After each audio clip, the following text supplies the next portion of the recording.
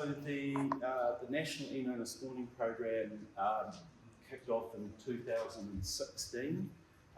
It was envisioned by Kim Jones as a way of creating resources that could be made available for community groups, catchment groups, hapu and iwi, to get out there to find, protect and restore Īnanga spawning sites in their rohe. And this was born of the understanding that Īnanga are at risk, their numbers are declining significantly. And this is mostly due to changes in habitat over the last 150 odd years. Most of this has been through the loss of wetlands. 97% of wetlands have been lost in Northland alone, and across the country about 90%. Īnanga are a coastal freshwater species, and they would have spent a fair portion of their adult lives in those wetland areas.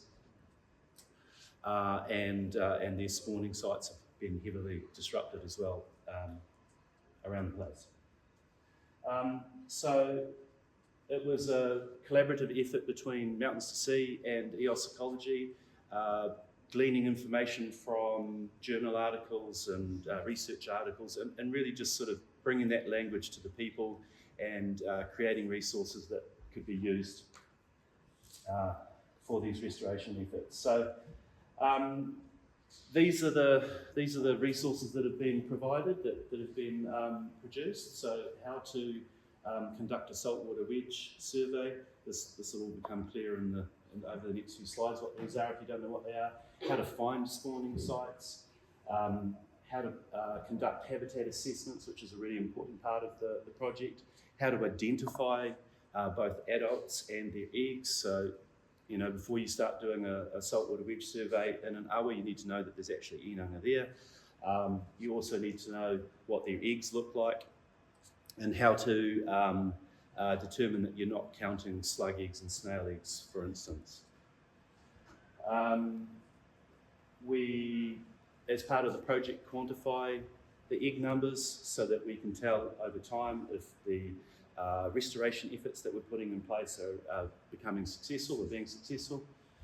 If we find areas on an awa where we believe the Īnanga should be spawning, but there isn't any habitat currently there that is suitable for spawning, there are protocols established for artificial spawning habitats. And some great work gone into developing restoration planting schemes as well. And of course, some ideas around best practice on pest trapping, which is also a really important part of the mahi. These resources are all available on our website if you think that you might want to start some of this mahi. So I guess to understand really the background to the resources, I think it's a really good idea that you understand the species that you are studying and so why we do this. So a little bit of the background on Īnanga. So Īnanga are a migratory species. They spend half their lives in the moana, half their lives in the awa. Their adults reach a size of about 8 to 12 centimetres, but it varies quite significantly as to reproductive maturity. They're part of the galaxiid family, and I'll go into a little bit more detail about that in a second, what galaxiids are. And they're really poor climbers, so that's why they really are a coastal species. They don't get too far inland. They are restricted by small drops in height, so little waterfalls, culverts and those sorts of things more recently. Īnanga are part of the whitebait catch. It's important to note that. And they make up about 90% of the whitebait catch. So, you know, if the Īnanga disappear from our ecosystems, then the whitebait catch pretty much disappears.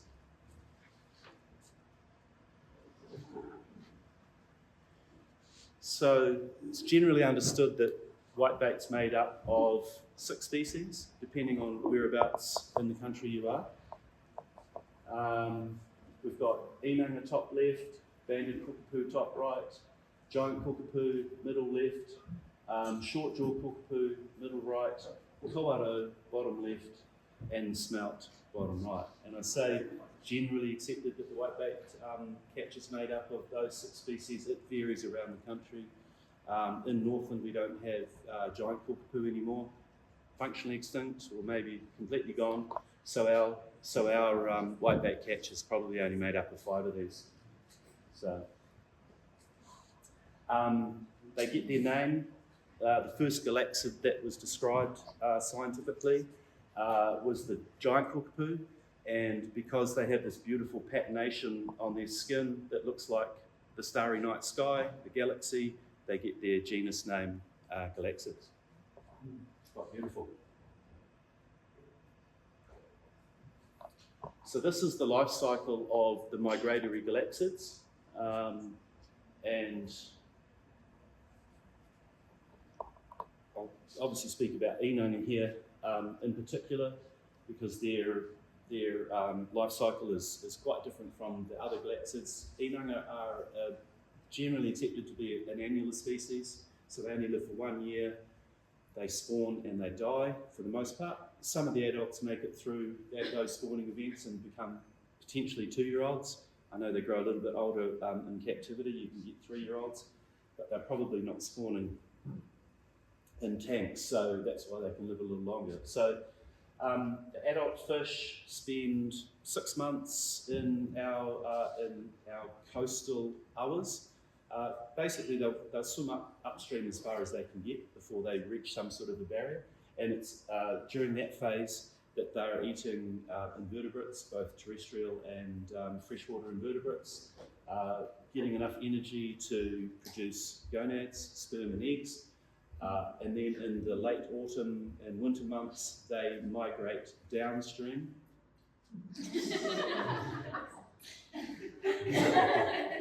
It's more exciting out there.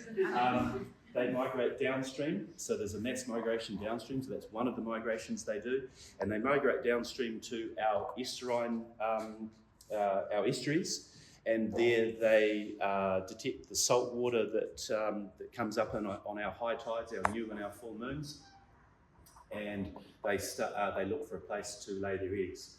They have a very unique reproductive strategy. They lay their eggs in the grasses during high tides, but the eggs end up developing terrestrially. So in the grasses on the side of the awa, in clumps of beautiful grasses that overhang the awa like these in this image. Those eggs then are inundated during the next high tide, washed out to sea. They spend anywhere between 3 and 6 months out at sea, and in the spring months, so August, September, October, they come upstream, they school in our estuaries and in our river mouths, and then they school upstream as whitebait. And if they can avoid our nets and the kotari and the tona and everything else that's chasing them in our estuaries, the kahawai, then they'll get upstream and the cycle starts over. So they're very short-lived. It's a pretty intense lifestyle. Everything wants to eat them. Everything's chasing them, so it's gold when we find them spawning successfully in our awa. So this is what Īnanga eggs look like. It would have been really cool if we could have found some yesterday, although I think getting you all onto that little spawning site to have a look at them might have been a little bit too much for that site, but you sort of see the type of environment that these eggs are being laid in.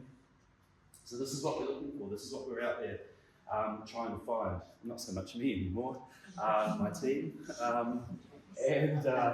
So they're tiny little translucent spheres, about 1 millimetre in diameter in Northland. The further south you get, they get a little bit bigger, potentially because they need a little bit more energy, colder habitat, takes them a little bit longer to develop. If we're really lucky, we find them with their eye spots. This is not a speck of mud, this is an eye spot, so their eyes will develop about anywhere between sort of 4 and 7 days after they've been laid and fertilised. Like I said earlier, they are washed out to sea as soon as they're inundated, they hatch. You can actually see a little bit of the form of the larvae in there. They hatch with a yolk sac and they get washed out to sea and they live off that yolk sac for a little while before they become, tiny little fish and start eating plankton and things like that. They are typically found, if we're really lucky, in really dense, thick grasses. Tends to be Kikuyu where I'm from, and other pasture grasses. So a nice dark, moist environment that keeps the eggs viable until they're washed out to sea. Where do we find the eggs? I mentioned earlier that the adults are swimming downstream until they detect the saltwater margin. And so saltwater being denser than freshwater, it creeps up the bottom of our awa. And so on profile, you get this wedge shape, which is the yellow triangle. And so we're out there in our kayaks, usually with a salinity meter, and we draw this profile with our salinity meters. We take a bottom reading, a mid-range reading, and a surface reading, and eventually we get to the top of the wedge. And where we find the top of the wedge is determined to be 0.5 parts per thousand, so it turns back to freshwater. And we mark that on our maps, and then we come back a week later and we start searching a few hundred metres either side of that point. The literature would say 120 metres, so that love zone is about 240 metres, but there's a huge number of variables in that. And Īnanga will spawn in a stream this wide and this deep. Obviously, their love zone is not going to be 240 metres long. Something like the Patuharakeke, which is a really large river, the spawning zone is over several kilometres. So you can imagine hands and knees over several kilometres, and that's on either side of the awa, so 4 kilometres in total, looking for these eggs. So that's what we're looking for. What are Īnanga looking for? There's a lot of factors that Īnanga are looking for, but one of the sort of the critical ones is a nice bank angle, and this is really one of sort of the key features about changes in habitat that we've seen with our pursuit of an agricultural economy. A lot of streams around the country that flow through farmlands and even through our urban areas. They get the digger in there, they straighten the banks. We want the water to get out to sea as fast as possible.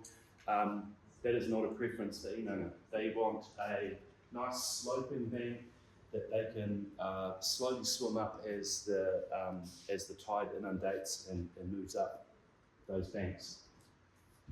They're also looking for really beautiful, thick, dense spawning material with deep, thick root mats. Again, like I said earlier, so that the eggs can stay moist and dark and cool for the period that they're out of the water.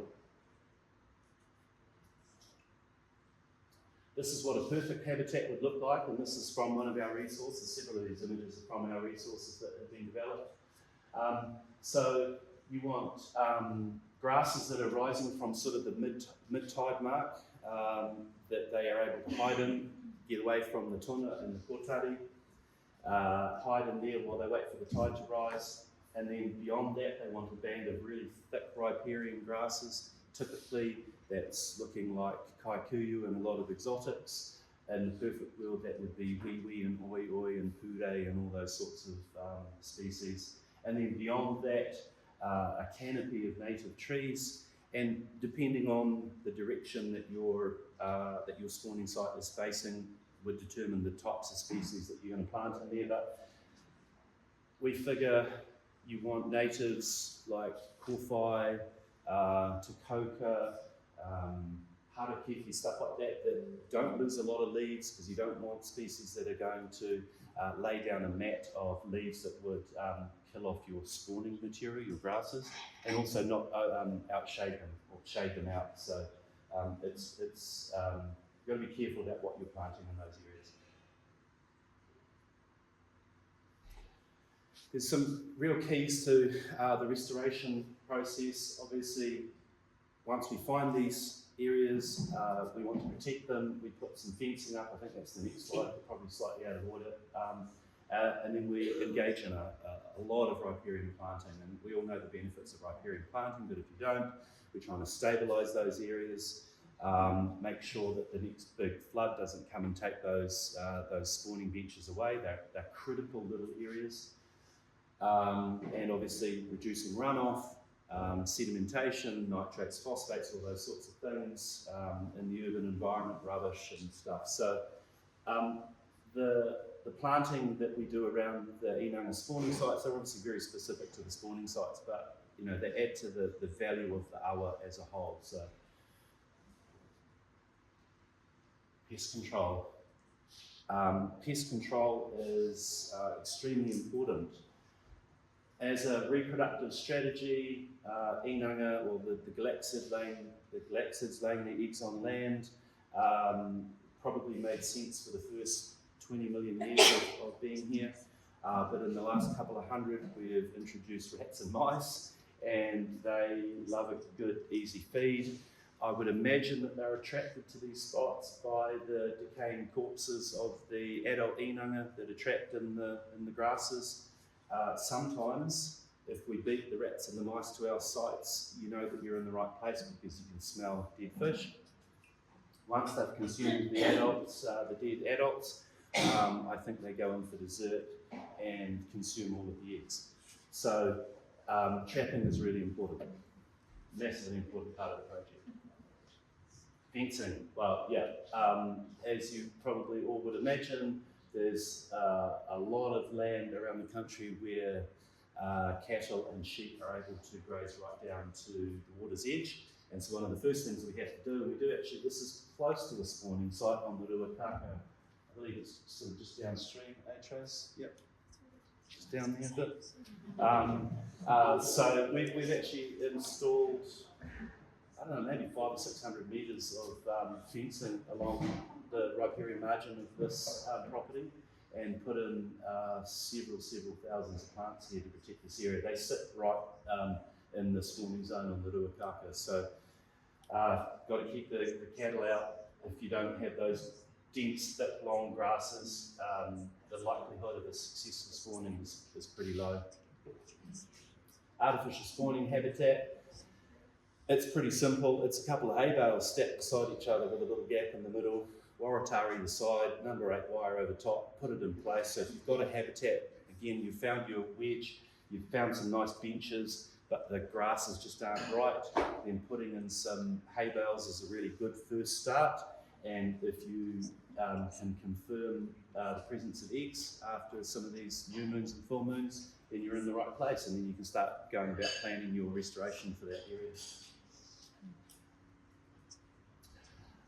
Right, so that's the NİSP resources. Thanks for the photo, Lorna. So the NİSHRP project, right? So the NİSHRP project was born out of the NİSP program. Again, another genius idea by Kim. We've got these resources. Let's develop a program across Northland, a regional program. And so it's been running since the second half of 2022. It's a 3.5-year project, majority funded by MFE, and yeah, it was to get a team on the ground, utilise the resources that had been developed, and see if we could find and protect and restore as many spawning sites across Te Tai Tōpiro as we possibly could. There was a focus on 25 awa across Northland. Very much a collaborative process. Probably can't see that too well, but we've got staff from Department of Conservation, NRC, and of course our hapu partners, Patuharakeke, Ngāti Manu, Ngāti Kuri, and the Whirinaki Trust. So they have all been key to the success of this project so far. So these are the awa that we've been working on. Although things have changed a little bit, sometimes we haven't necessarily got access to some of these areas, but we're still on 25 awa. And so we're geographically widely spread, north to south, east to west. lots of variety of different awa, from big muddy things like the ruakaka to beautiful small streams like the Karetu. And up in the far north too, got the opportunity to go up there recently. It's stunning up there. So the second half of my talk, I'm almost done, and Holly will go on from here, but like the data's been collected and mapped and being used to prioritise our habitat restoration. We are obviously ultimately trying to build resilience to climate change, so planting beyond our current spawning sites. So, we're expecting that these tides are going to move further upstream. We're hoping that we motivate and implement actions by community groups, catchment, so we can create catchment connectivity. And the project also fills regional knowledge gaps. And the project already, even before it's finished, is the Northland Regional Council has changed its freshwater management around Īnanga spawning seasons. So those permitted activities on our awa have the period of time where landowners are not allowed to do any digging, get their diggers in there, they love diggers, has been extended. So we're having real effect on the ground.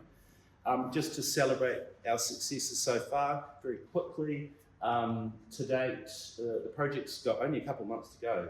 We've finished our survey and data collection in May. The project officially ends at the end of June, and we've got to have reporting in by the end of July.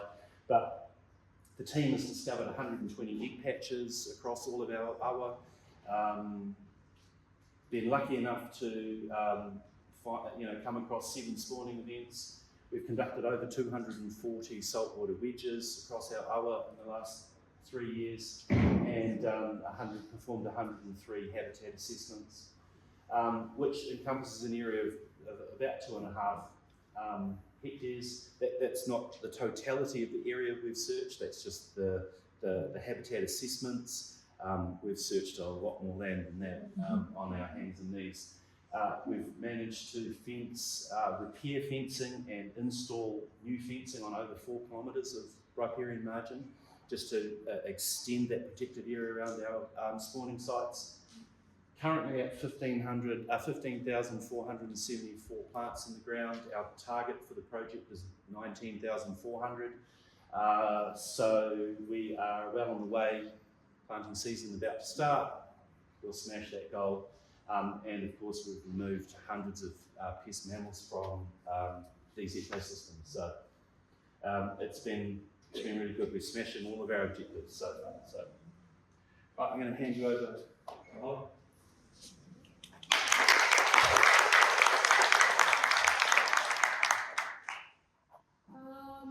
Tēnā koutou. Nā te maunga ko whangarei te rerenga pāo te moana. Ko takahiwa te awa, ko takahiwa te whenua, ko rangi ora o ko tupuna mara. Ko Patuharakeke te iwi, and ko Hollie Kereopa tōku ingoa. Kia ora. I'm here on behalf of Patuharakeke te iwi today to talk about some of the mahi that we do with Mountain Sea Conservation Trust. I am very lucky that I whakapapa to Patuharakeke, but I'm double lucky that I work alongside some of the amazing people up there. So a little bit about us and about where we are and who we are. We hail from the beautiful Te Tai Tokerau, so we're a long way from home today. And here's a little map of our bay. You can see the Whangarei Harbour there, and Takahiwa is where our marae is located. You can see a little bit of Ngāhere behind our Takahiwa whenua there, and that's called Puke. It's a huge peak of abundance of kauri trees behind our marae, and we are very proud of our kauri trees up north. We are a coastal hapu, and we have been doing this kind of mahi for about 8 years, since 2018. These are the main parts of Aotearoa. So we're the southern side of the Whangarei Harbour. We go out the harbour and out to Marsden Point there, Kōrapa Whenua. We go down and around to Ruakaka, down a bit further down to Waipu, and then to the end of Aotearoa, which is Lanes Beach, kind of Manukau Heads kind of area.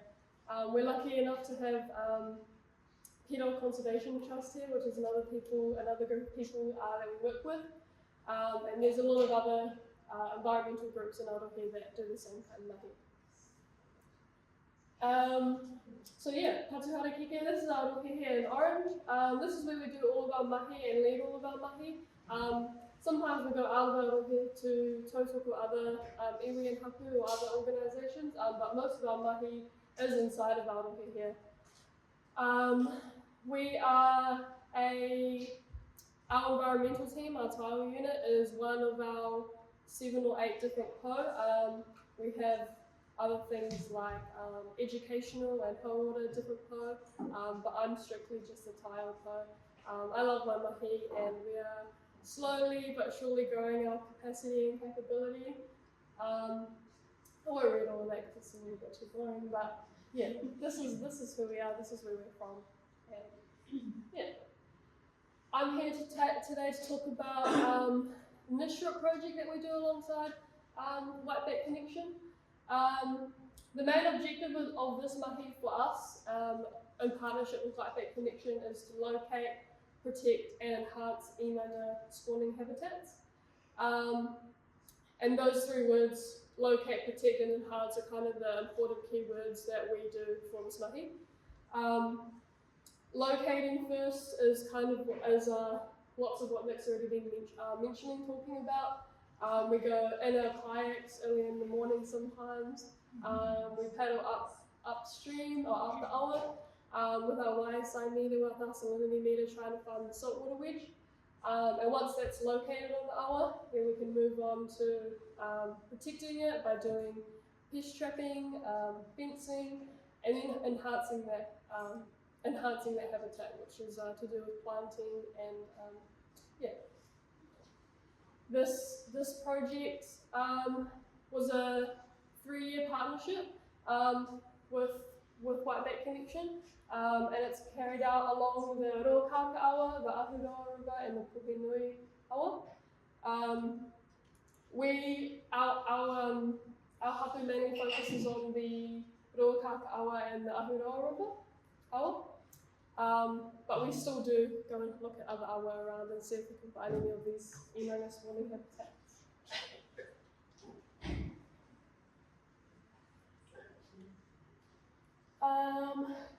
So yeah, the first awa that I wanted to talk about today was the Ahuroa awa. You can kind of see this is 11 kilometres all the way from the Moana all the way up to the spawning locations. So it's a really big awa. Where we get our kayaks into the water is down by the Millbrook Bridge, where you can see the bottom of that photo there. And we kind of get in the water, we paddle either one way or the other. Sometimes we paddle one way and we realise that the saltwater wedges move dramatically and we've paddled the wrong way, so we have to turn around and paddle a kilometre the other way. And it's really fun. But yeah, this is a really beautiful kind of part of Aotearoa. We don't often get to do mahi in this area, so this is a really positive thing that I think this project has brought to our hapu, is being able to reach further areas of Aotearoa that we might not have otherwise been able to go to.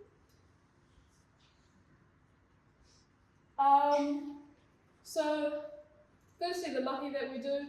We have a few different kai mahi, a few different kai tile that have been involved in this project over the few years.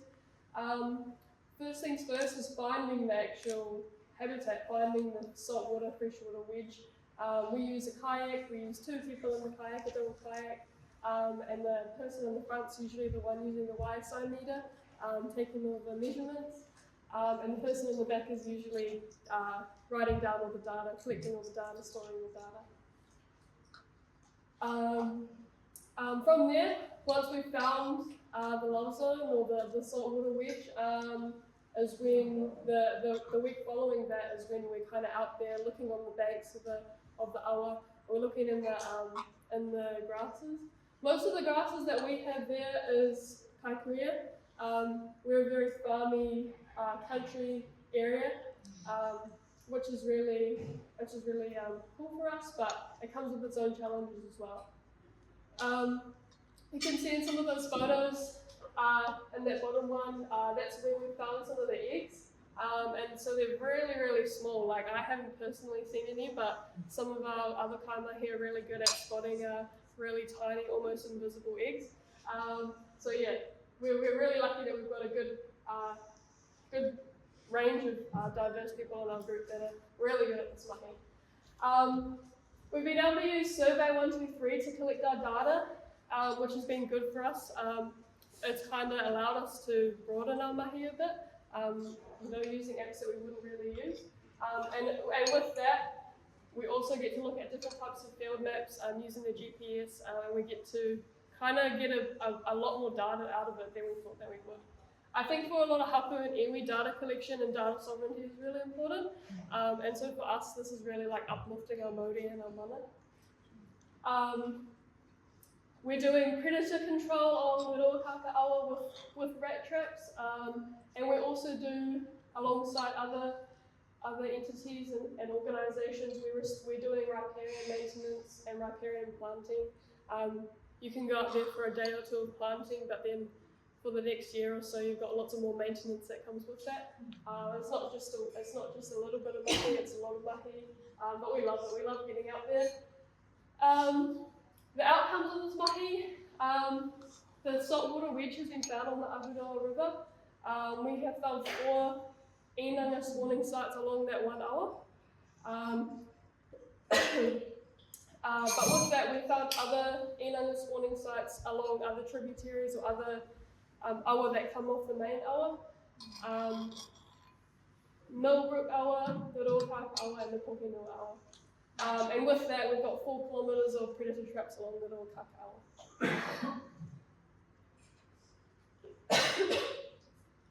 So here's just a little photo of 2 of the awa that I'm talking about. We've got in the red is the Ahuroa awa, and you can see it's got kind of a few plants, a few trees along the awa there, surrounded by lots of farm. And then you can see the yellow line there is the Millbrook awa. And there's been 1 spawning site down there, and then on the red, there's 4 on the main Ahuroa River. This is where we usually get in the awa, in this bridge here. It's a little bit of a hard one to get down to. We're like sliding down the bank with this kayak. And I think this screenshot's from, 2023, maybe last year, but this is just an example. Like, Steve was used to going this way down the awa. And I think it might have been after Cyclone Gabriel, maybe. Before the cyclone, he went that way. Potentially, and then one time we were paddling all the way down here, and the YSI meter just wasn't changing, it wasn't doing what he thought, and then he's like, we've gone the wrong way. So he turned around, come all the way back here, past where we started, and then go another kilometre that way. It was really exciting. I love getting up there and kayaking. It's not something that we usually do, so it's really exciting. Here's a few photos from what we found. Obviously you can see like the grasses there on the side of the awa. These are where we usually find the Īnanga eggs. It's a long hunt sometimes, but then when we find the results, it's all worth it. Like, seeing these eggs, it gets so many people excited. It gets so many kids excited as well, and we tell them about it, and we educate them about it. And yeah, you would never thought something so small would bring so much joy to like our people and our community as well. But yeah, they're amazing. Like, it's been really cool doing this mahi and going on little egg searches on the side of the banks. Here's another example of one of the awa that we do alongside Mountains to Sea and some of the farmers, some of the landowners around our rohe. You can kind of see, I think there's 4 or 5 different landowners along this awa that we have trapped. There's 4 kilometres of trap line. There's 127 traps along that awa, and each trap has got 25 metres of spacing between them. One side of the awa is 1, 2, 2 or maybe 3 different farms, and the other side is 2 different farms. But yeah, it just goes to show, like, when you put it onto one map like this, how much of an effort is being spread along that whole awa. 4 kilometres is a really long way. We don't do the whole thing in one day. We go down to different farms to reset the traps, or empty and reset the traps. But yeah, it's spread out over a while. And yeah, coming down here is another place that we don't usually go. This is on the other side of our marae on Pukekoti, the ranges. And so it's just off State Highway 1. It's a really beautiful place though. I've been there a few times resetting the traps, and they're always abundant in rats usually, sometimes a few possums. But yeah. So year 1 and 2 are really good for us. The traps we check once a week. We reset the traps and replace the peanut butter that's in them. The tracking tunnels are installed at the start of the season and the end of the season to see if our efforts are going up or down. There's two poison runs that are put in there using rat bait. The traps themselves, they're fixed to trees. We found that sometimes if we don't fix them to trees, then they will fall down the bank, or they'll just mysteriously disappear. And all this mahi is over May to October, so it's kind of the colder seasons, which is perfect for us. Yeah. The data that we got out of the first and second year was we found along the Rokaka, we found 67 shipwreck, 18 Norway rat, 185 mouse, 6 weasels, and 1 hedgehog. This is huge for us. We do a lot smaller scale pest trapping in different parts of Arohe here, but nothing like this, and nothing is good like data collection as this.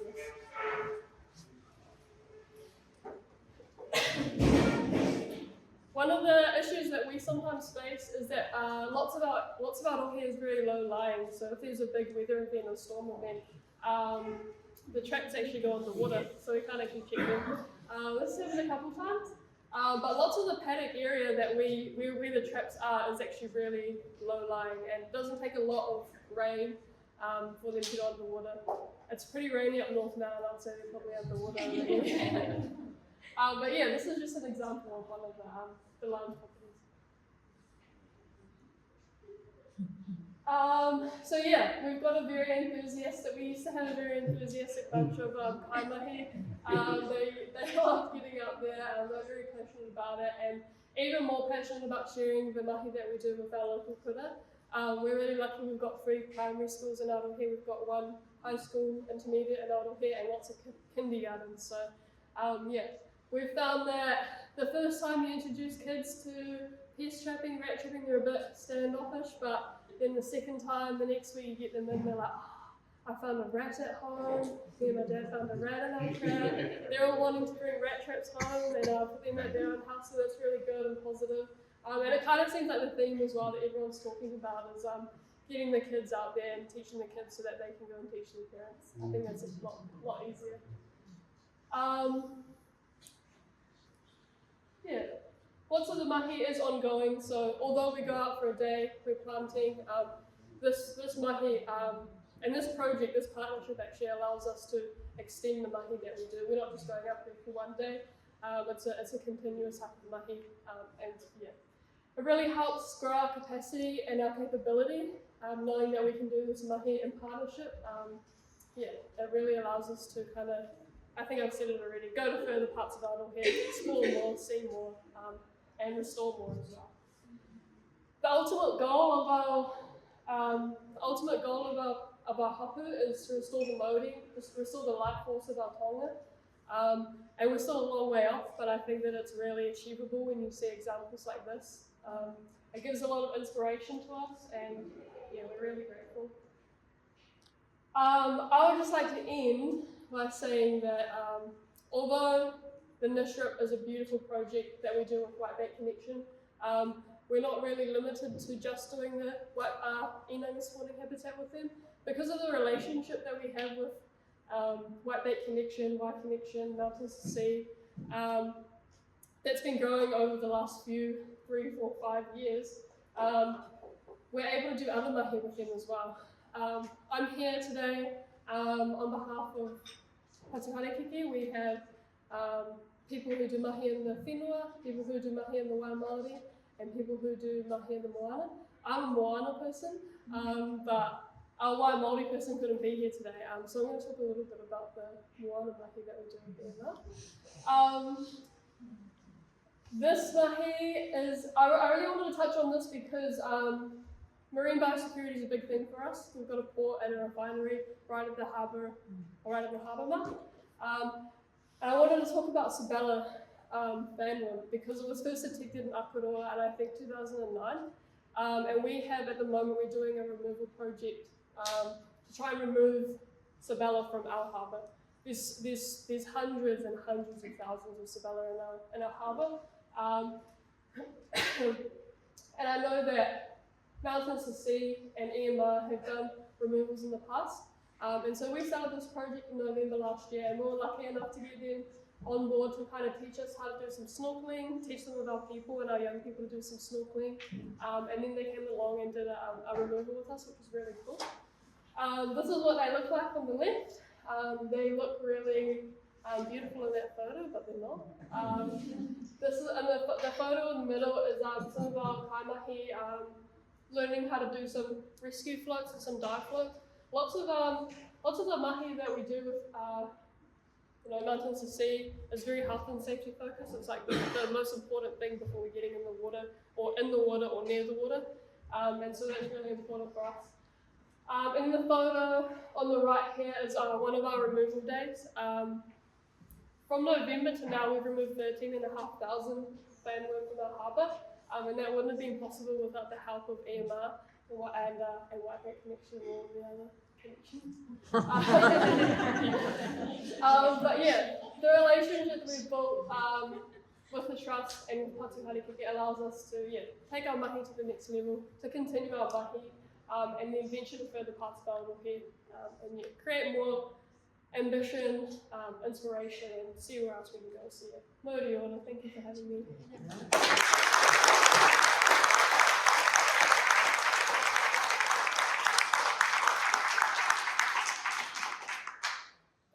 Needless to say, Mountains to Sea has had a lot of fun working with Patuharakeke over the last 3.5 years, and the funding, gods be willing, the project will continue, and we'll get to continue this work. Thanks so much for coming along and telling everyone about the awesome stuff that you guys are helping with us with. It's very, very important work. I just wanted to finish today's discussion with a bit of a show and tell on a tool that the NİSHRP project has developed over the last couple of years. It's an amazing tool, and I think the future of this tool is looking really good.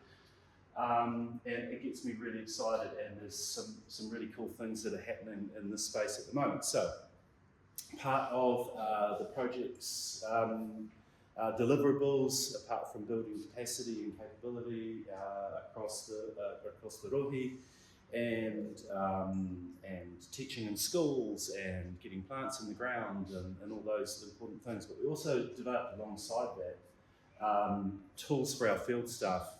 So pre 3.5 years ago, you imagine sitting in a kayak in the pouring rain in the middle of winter, and you're trying to write your data down on a piece of paper. Doesn't work. So the idea was to create some apps for our team for use in the field, using Survey 123 and field maps. And it was to put all of our resources, the Īnanga Spawning resources, into an electronic form, and also to develop alongside those apps a data hub, so where we could view the data in real time, enables us to tell a really good story about what we're doing. The vision is for this to become a nationally available hub. Just a bit of background. So it's Frank McCall from Mohua Maps. He lives in Nelson. He's sat alongside us in all of this, and he's been great at helping to manufacture this product. So what we see on the left, or the two images on the right, is a shot of what you'd see when you're in the field as a field operator. You enter your data straight in there, and that data ends up on the hub on the right here. And this is a screenshot from the hub. And we've got these data viewers. So, you know, some of the data that I told you about before, the fencing, the number of sites we've found, the number of patches, the number of eggs we've counted, it's all stored in here. And on this map down the bottom, it shows you all of those locations where all of those eggs and patches and things have been found, and we can edit that data, or the team can, if need be. So, but one aspect of the this creation of the system that I think is going to become has massive potential is the this yellow polygon that you can see. This is a layer that was developed by our friend Nick Bamford from Northland Regional Council. And essentially, he's put together 50-year flood zones, 100-year flood zones, salt marsh areas, and for Northland mangrove areas. And so he's combined these three layers, and when we overlap them over our on our base map, so this is what we're looking at is the Ruakaka River here, and I'll just point out some other details. So this layer extends approximately almost 10 kilometres inland. You can see the uppermost extent of it right up there.